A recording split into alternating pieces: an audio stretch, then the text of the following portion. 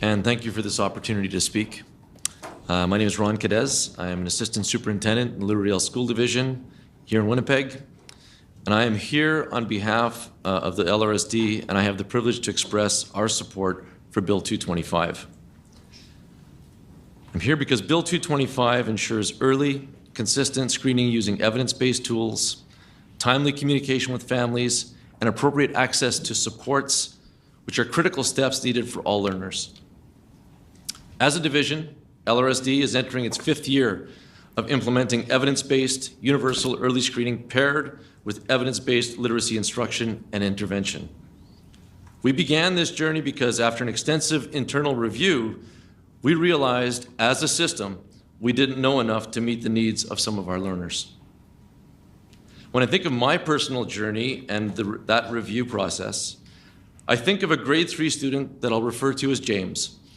About 8 years ago, when I was a principal, James sat in my office trying to read a book with one short sentence per page. The ball is red. The ball is blue. Each sentence supported by a picture. He labored over every single word. Some days he could read a word. The next day, it was as if he had never seen it before. Our most experienced teachers tried every strategy that worked for other students, yet nothing stuck. But James wasn't unique in our school. His lack of progress was still striking. We were frustrated, but yet still determined to learn, because that's what was required of us. We didn't know enough at that time about dyslexia. We didn't know enough about learning disabilities and how students like James actually learn to read, which is through systemic and sequential approaches which lead to greater reading fluency. Furthermore, we realized later that it is far easier to build foundational skills early rather than remediate them later. That's the insight behind universal screening. Catch risk early, teach differently, and do it sooner. The Ontario Human Rights Commission's Right to Read report makes this clear. Learning to read is a human right, and systems must use evidence-based instruction, universal screening, and timely intervention to fulfill that right equitably. LRSD fully supports this position and Bill 225's role in advancing it. This is not a philosophical debate. It is an equity imperative. Screening ensures every child is seen through the same lens, reducing bias and opening doors for all, especially those least well-served by traditional approaches. Bill 225 also operationalizes this stance. 2 screenings annually using minister-approved tools, and I would encourage that the committee consider adding the term evidence-based tools to this bill. It ensures timely results for families, and here I would encourage the committee to consider more thought on the 30-day limitation, as this sounds easy, but working in a system trying to make that mandate happen, there are several logistical barriers to that type of turnaround for schools and systems, especially if this is their first attempt at trying to implement screening. And targeted resources, which I would encourage further discussion on identifying shared responsibilities for financing those supports, rather than simply saying school boards will allocate resources. Those resources are finite, and this is a collective effort that requires the support of multiple stakeholders. That sequence of screen, share, support will turn information into action, I have no doubt. Why is this essential now? It's because the consequences of waiting are real. The Right to Read report in Ontario has documented what many of us have seen here and heard this evening. When students don't get early explicit instruction and timely intervention, the gaps widen. Self-esteem drops, and mental health ultimately suffers into adolescence and onto adulthood. Too many children internalize the idea, I'm not good enough, long before grade 3. Universal screening helps us change strategies in teaching much earlier before that painful conclusion takes root. In LRSD, screening gives us, the professionals, a shared, objective language about foundational skills. When a student misses a benchmark, we don't label that child. We change our instructional approach.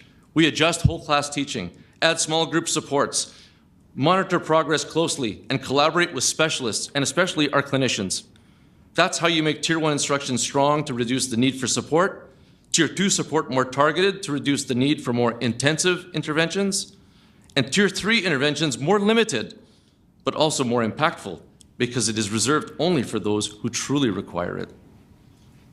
Screening also demands a multidisciplinary response. Educators, families, clinicians, and health professionals working from the same early signals. We are fortunate in Manitoba to have examples to learn from that have created momentum for this action from across our country. Ontario and New Brunswick require annual screenings in K-2. British Columbia is investing $30 million to expand screening and teacher training. Alberta has developed universal early screening and collection tools with researchers for both literacy and numeracy. Manitoba's pilot begins this fall with full implementation in 2026, and position statements in favor of universal screening and evidence-based practice in classrooms have been developed by the Manitoba Pediatric Society and the Manitoba Association of School Psychologists, among many other organizations and relevant stakeholders. The Manitoba Human Rights Commission report will be released at the end of this month, and Bill 225 builds on this momentum and enshrines these expectations province-wide, regardless of who forms the government. For a moment, let me briefly return to the classroom to emphasize a crucial point. Today, in any kindergarten room, students quickly figure out who can do what the teacher asks and who cannot. This realization hardens into, I'm not good at this, with surprising speed. Over time, this impact compounds. And as you've heard many times this evening, research confirms that adolescents and adults with learning disabilities face significantly higher rates of anxiety and depression. That's why this is important. That's why I'm here. That's what motivated me to get started on this journey. Universal screening followed by responsive teaching interrupts that story very early on when it is most impactful. Manitoba teachers continue to do fantastic work in our classrooms every single day and are truly dedicated professionals.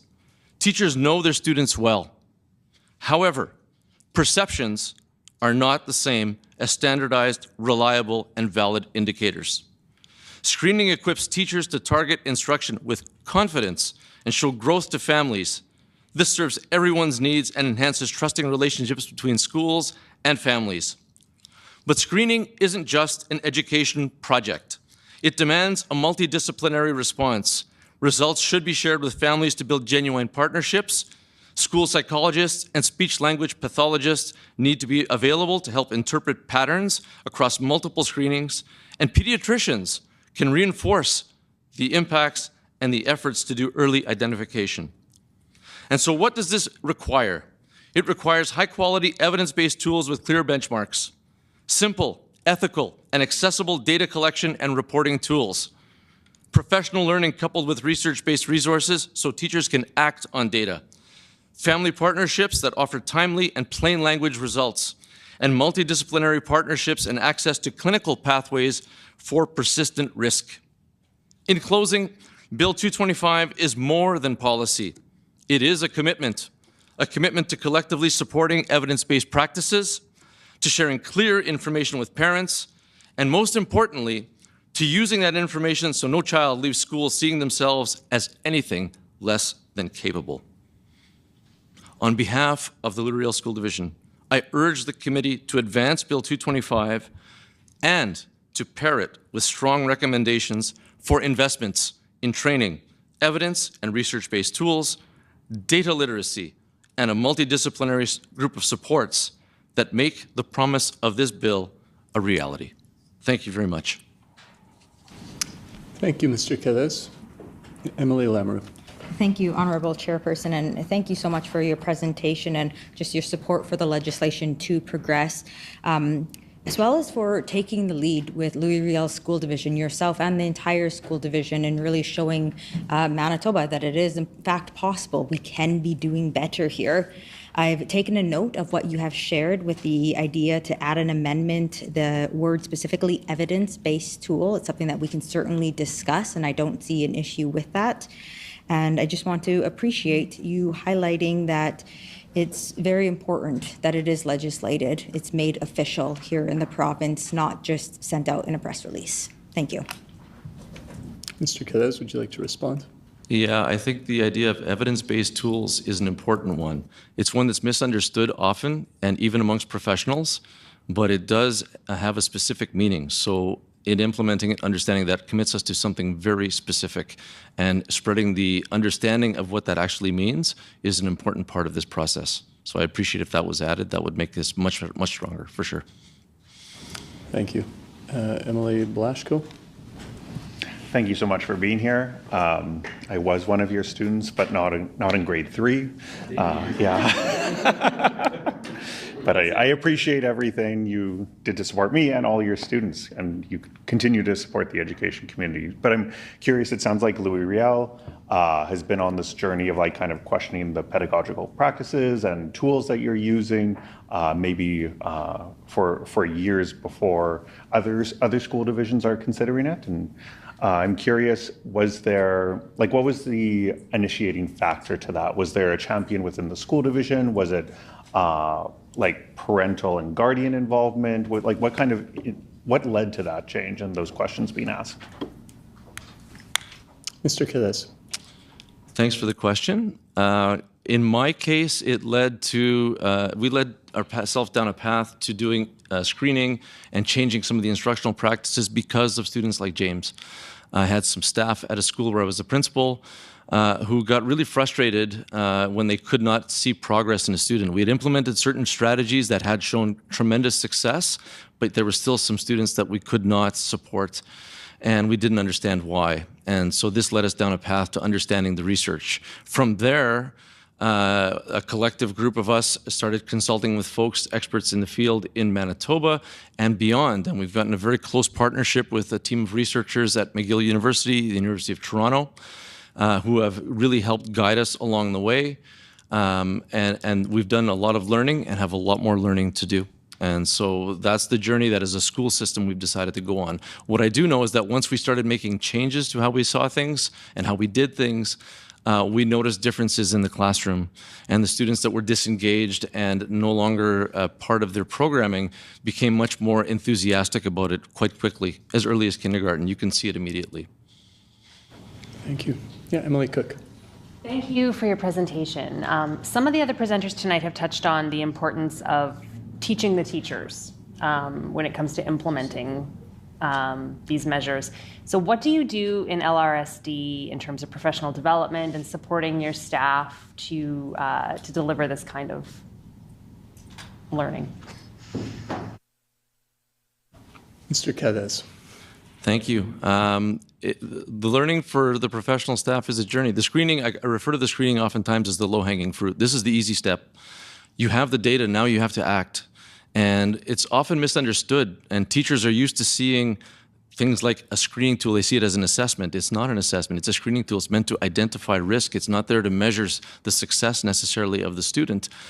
And so we have to first get our understanding of what it is that we're using these tools for. Then the second part is we try to teach our staff what each of the measures we use is actually identifying. And so over the last 5 years, we've developed a more comprehensive approach to professional development, where we have a couple of people dedicated to working together and bringing the pedagogy into the classroom in a much more job-embedded approach. And we've developed a lot of resources as a system in consultation with those teachers and with professionals to make sure that we are promoting evidence-based practices. Our goal is to show teachers what the best practices are, and we do our best to implement them. I don't want to leave you with the impression that everything is all rosy in Louis Riel. We are on a journey, and it's a long journey, and we have a long way to go yet, but I'm very happy with the steps that we've taken on that journey so far. Thank you for your presentation today, Mr. Cadez, and we are out of time. Okay, is there leave for Emily Cross to ask one more question? Agreed. Agreed? Thanks for coming. I'm very proud to be an LRSD teacher on leave and having worked with you. I have a question. You mentioned that you had a concern regarding the 30-day limitation clause that's in here. Could you elaborate a little bit more, maybe suggest what it should look like, why it could be a potential pitfall, because maybe that's something we need to amend? Mr. Cadez. I got a phone call this summer from the Department of Education in BC asking us about how we're collecting the screening data and creating reports for it. because it's a big problem. To collect the data is its own adventure. To have the data in the hands of the teachers is another adventure. To bring it back to the parents is something I still have not figured out yet how to do. It's a complicated process. In Ontario, they have a report card checkbox. Would say the student was screened, hit all the benchmarks, or did not. I believe it's something along those lines.